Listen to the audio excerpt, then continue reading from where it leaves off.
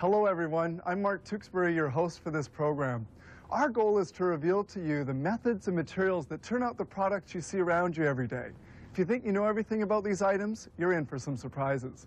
There's a whole new world waiting for us to discover here on how it's made. Today's topics: kayaks, safety boots, cereal, and electronic signs.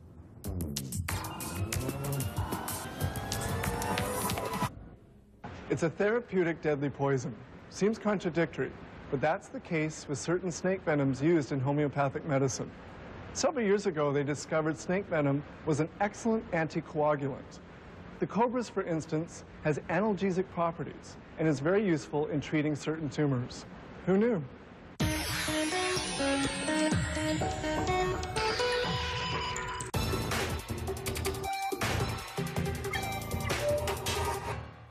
In days gone by, kayaks were used primarily for hunting. Now, modern-day kayaks are marvels of molded plastic available for all sport enthusiasts. A kayak is formed by the melting of plastic on a mold of nickel. This mold is made in two parts, an upper and a lower section.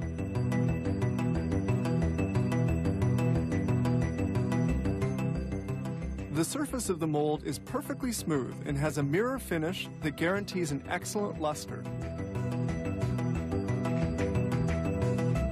The graphics are laid on the mold before molding begins. This way they're well impregnated in the plastic.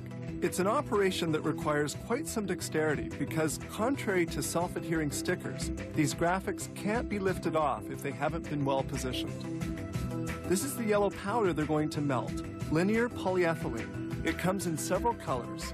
The amount of powder to be melted is determined by the kayak model to be made.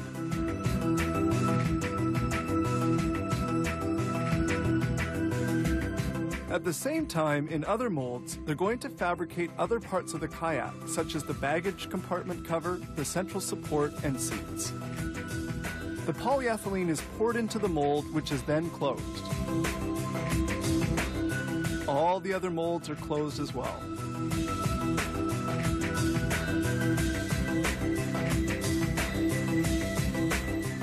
Before entering the oven, the molds are securely closed with clamps to avoid any loss of polyethylene. The kayak mold is put on a transporter and placed facing the oven. Because of the large dimensions of the craft, the oven has to be custom made. The whole kayak goes in. The oven is 7 meters long and has a diameter of 1.7 meters. The polyethylene melts at 288 degrees centigrade.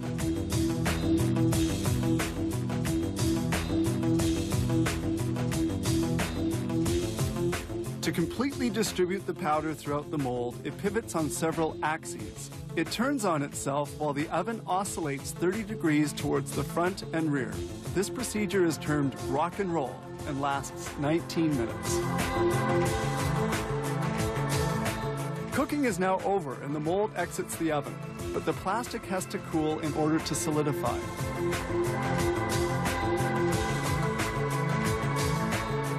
To do this, they place the mold in this cooling chamber. It must not be cooled too quickly or it deforms. A 4.8 meter kayak can lose up to 15 centimeters of its length.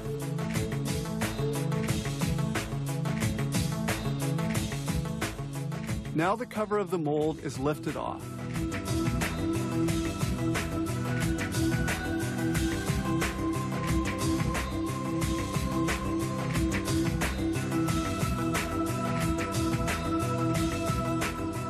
Then they unmold the cover and the other small parts. The kayak is finally unmolded. Now they can proceed to machining it.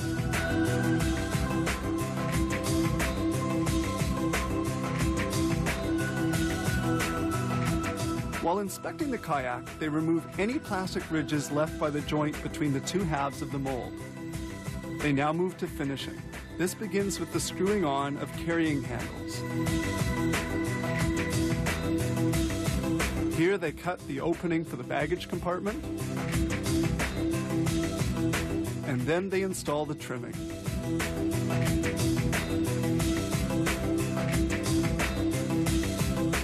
The central support is positioned.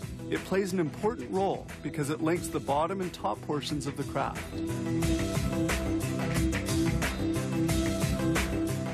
All that remains to be done now is to finish the baggage compartment. They attach fasteners, then put the cover in place and hold it down with a retaining strap.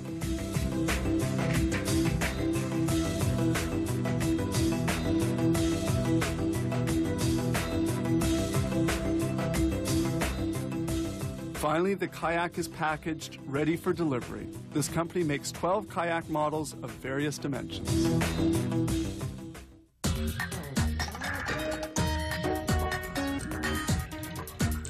Drop a hammer or something heavy on the job, you may not be on the job the next day.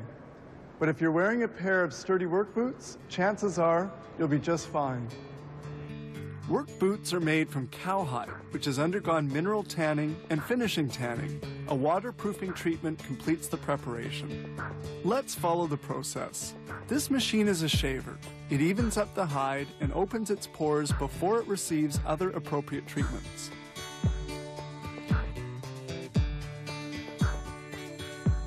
They treat the hides in this retanning drum. Water, coloring products, and retanning products are at a temperature varying between 32 and 60 degrees centigrade. Hides are then removed from the retanning drum. The leather will then be vacuum dried for 2 minutes at a temperature of 70 degrees. Then the hide will be hung for 24 to 48 hours. Here the hide is stretched on a vacuum drying plate. It's evened out to get rid of any creases.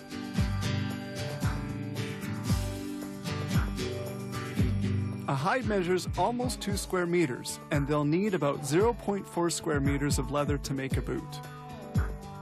They begin cutting the boot parts. This punch, with the help of a press, cuts the different pieces of leather. They also cut brown fabric pieces, the interior lining of the boot, made from a foam base and woven polyester fibers. This paring machine thins the edges before they're sewn. During the cutting, each piece of leather is identified by its size.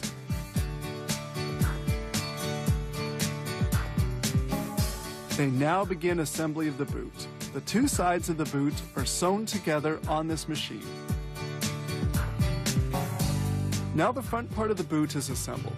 Excess leather is progressively cut away. The eyelets, made of steel, brass, or aluminum, are then positioned. Here they attach a foot mount on a form with tiny nails called tacks. The last is placed in the boot to facilitate the assembly of the front part. This carding machine removes any unevenness at the level of the lining before proceeding to the next step. They now install the tempered steel toe cap. The lining is pulled, they insert the cap and fix it well in place.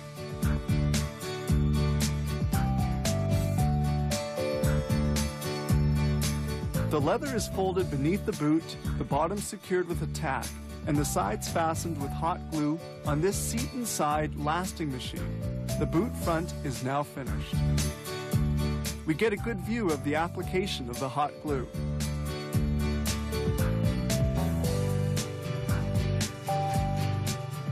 At this stage, they remove the last, installed at the beginning. It's no longer needed.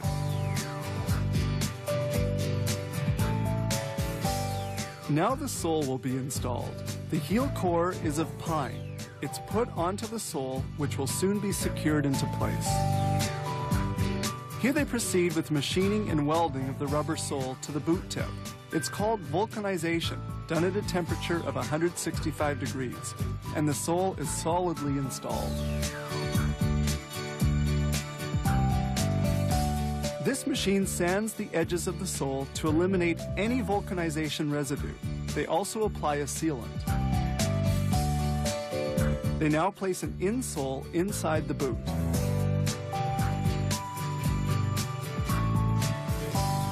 Here they install the laces and stitch on the labels. The boots now leave for the packaging area.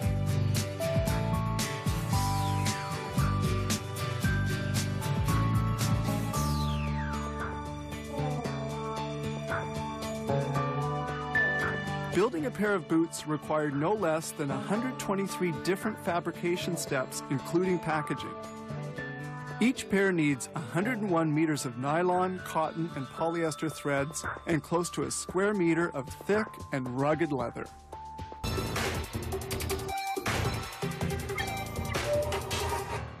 You know those big electronic signs with lights, color, animation? Well, this little thing is where it all starts.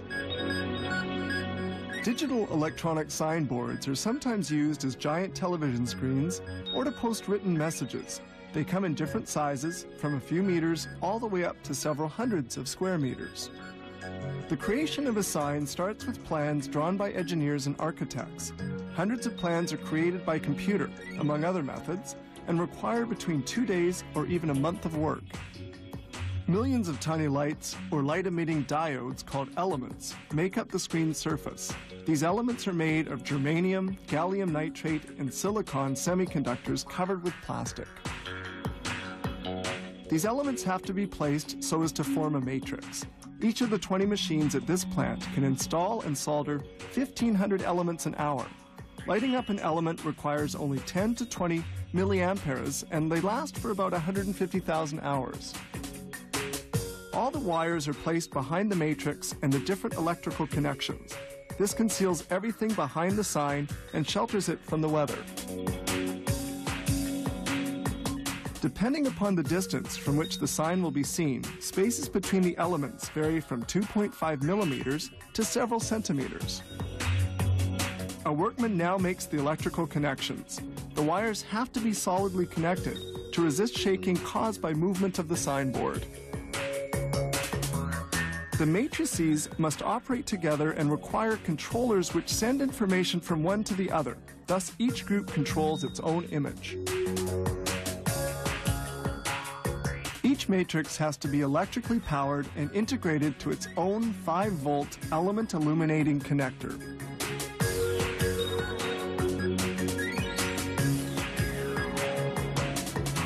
Sometimes the matrices are made in 2 pieces, one supporting the elements and the other having the components. In this case, it simply requires 2 cards to establish the contact.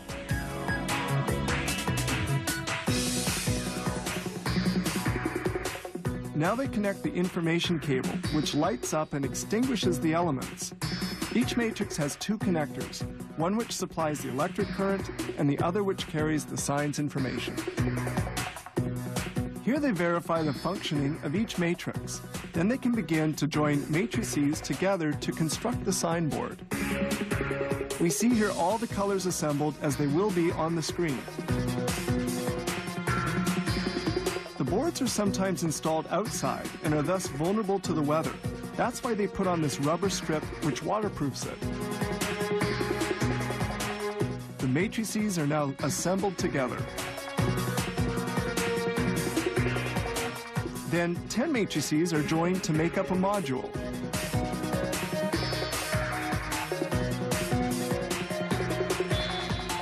At this stage, they insert the signboard conductor.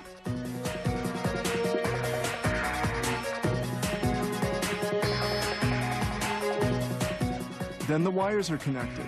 These wires transmit electric current and all the information relating to the sign. The elements require a very low voltage current, about 5 volts. Each module is then provided with its own converter to maintain a steady voltage. Then all the modules are assembled in the signboard support, and the many electrical connections linking the different modules are made.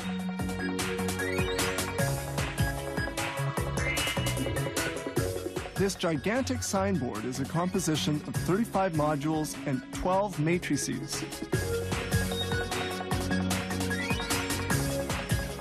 The signboard is almost finished. They now check the color, the luminosity, and the resolution of the screen.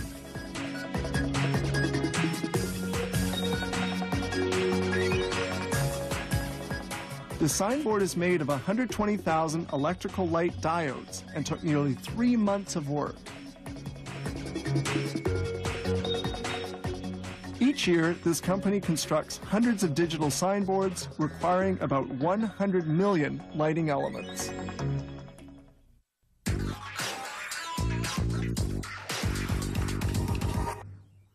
I've never been an early riser, but hey, I've got to eat. So I have a bowl for breakfast, a snack bar on the run. Thankfully, the goodness of cereal comes in many forms.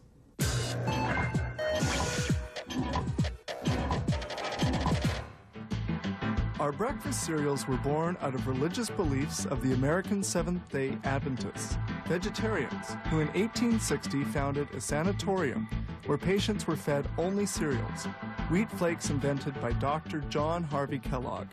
His brother, William Keith, saw a promising future and built the first flakes factory to market the product, whose success would later be imitated by the famous Charles William Post as Post cereals.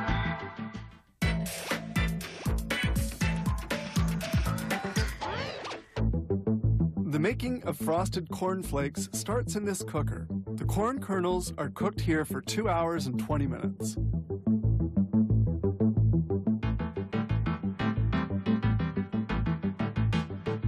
The corn kernels are then ground up. They're ground up by this endless worm screw. It also determines the number of kilos of kernels needed to make up a cereal recipe.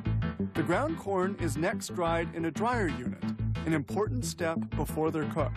To give them their nice flat shape, the corn kernels are crushed in the flake roller. 2 rollers turn opposite to each other, and the kernels fall into the constricted space between them. The flakes then fall onto this conveyor, and the next step will be cooking. The flakes arrive at the cooking oven. They're shaken to make sure they will be uniformly browned. The flakes exit the oven well browned. Then they fall into this chute and head in the direction of the next step. This vibrating conveyor sorts the flakes and retains only the right-sized ones. This drum mixes the flakes and sprays them with a sweet solution boiling at 230 degrees centigrade. The sweet solution is dried, and a rake uniformly spreads out the frosted flakes on the canvas.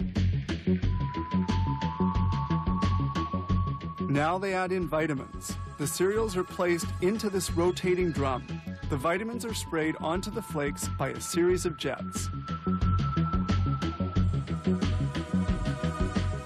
The cereals are now finished, and they head toward the packaging site. This packager fills the bags with cereal. It handles between 40 and 45 bags a minute before they head off for final packaging.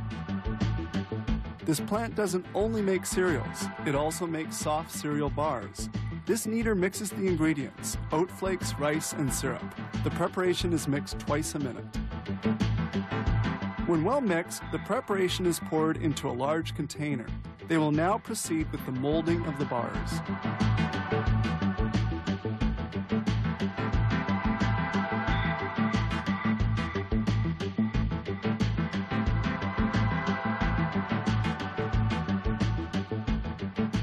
The contents of the bin are emptied onto a conveyor, and then the preparation is spread out. Here they add chocolate chips to the preparation.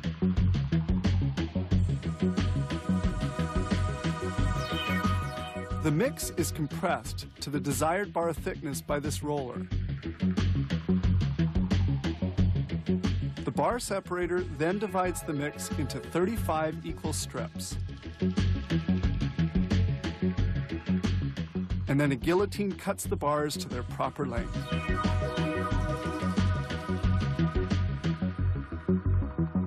The bars continue circulating. This equipment is used to line up the bars and make the packaging process easier.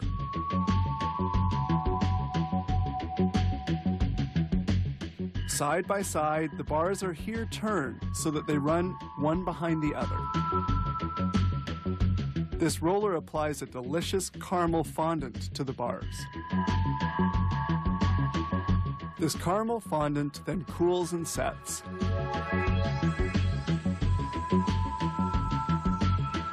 They're now at the final stage of production, coating with chocolate. About 180 kilos of chocolate are needed for the bar recipe. Now finished, the bars are ready for packaging. This machine individually bags the bars.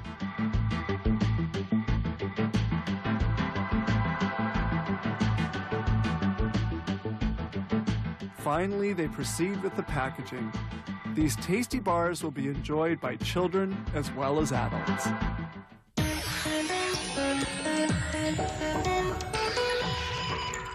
I hope you enjoyed our show today. We wanted to take you behind the scenes to the world of manufacturing.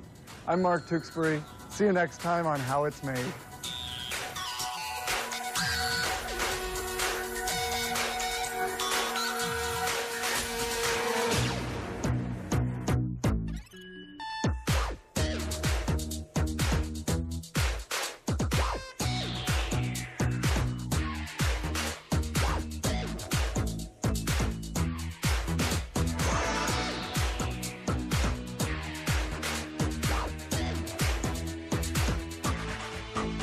Wow.